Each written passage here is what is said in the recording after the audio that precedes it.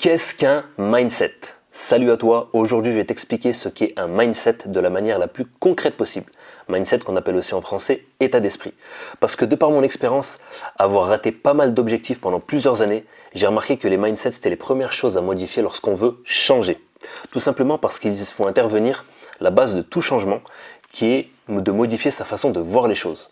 Car quand on voit les choses de manière différente, on agit différemment. Et surtout on obtient des résultats différents et c'est ce qu'on cherche.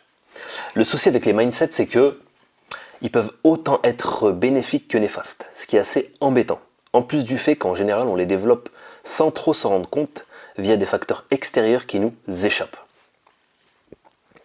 La bonne nouvelle, c'est que peu importe les mindsets que tu as actuellement dans le cerveau, tu peux décider à tout moment d'en développer des nouveaux. Et je vais t'expliquer comment.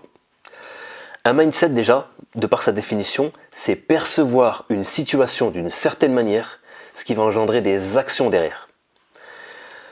En répétant ce schéma chaque fois que nécessaire, de façon à ce qu'il n'y ait plus besoin de se forcer pour percevoir et agir de cette manière, mais que ça devienne au contraire un comportement tout à fait naturel.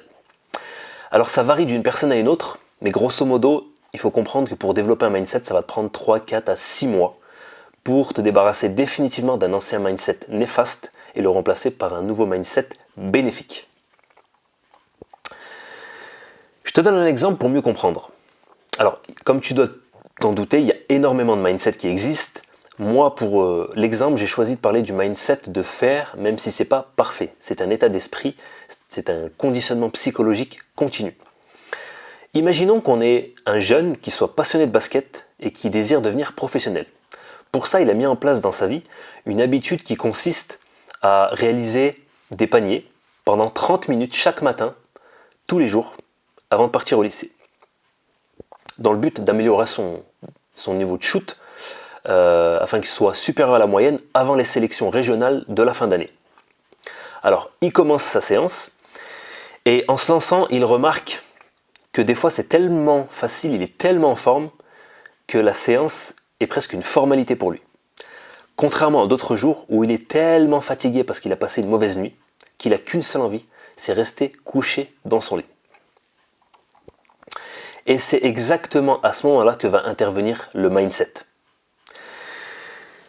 Comme on a dit, il s'est levé dans une forme qui n'est pas olympique, mais malgré ça, il va quand même réussir à se forcer à rejoindre le terrain de basket qui est à côté de chez lui. Il commence à faire sa séance et il est vite rattrapé par ses performances. Il rate beaucoup de paniers, il s'énerve et trouve ça pas normal. La situation pour lui est anormale et il est en train de chercher pourquoi. Et il en vient à la conclusion que ce problème-là aurait pu être évité s'il avait seulement plus de talent. Ce qui va engendrer le fait de culpabiliser, de se dire que c'est de sa faute, et surtout de tout abandonner. Le talent, il ne s'apprend pas. Et il est inné. Donc à quoi bon continuer? Là, tu comprends pourquoi je te disais plus tôt dans la vidéo que la base de tout changement, c'est la vision des choses. Et les mindsets, qu'ils soient bons ou mauvais, vont influencer directement tes actes de la bonne comme de la mauvaise manière. Et je suis là pour t'aider à remplacer les mauvais par les bons, en parlant de ceux qui sont nécessaires pour l'atteinte d'un objectif, bien sûr. En fait, on a vu aujourd'hui comment fonctionnait un mindset de manière générale, mais c'était juste pour t'introduire cette notion qui est peut-être nouvelle pour toi. Mais la prochaine fois, on va rentrer directement dans le vif du sujet, où on va parler du mindset de s'inscrire sur la durée. Le mindset long terme qui est pour moi la compétence numéro 1 à développer. D'ici là, prends soin de toi. Ciao!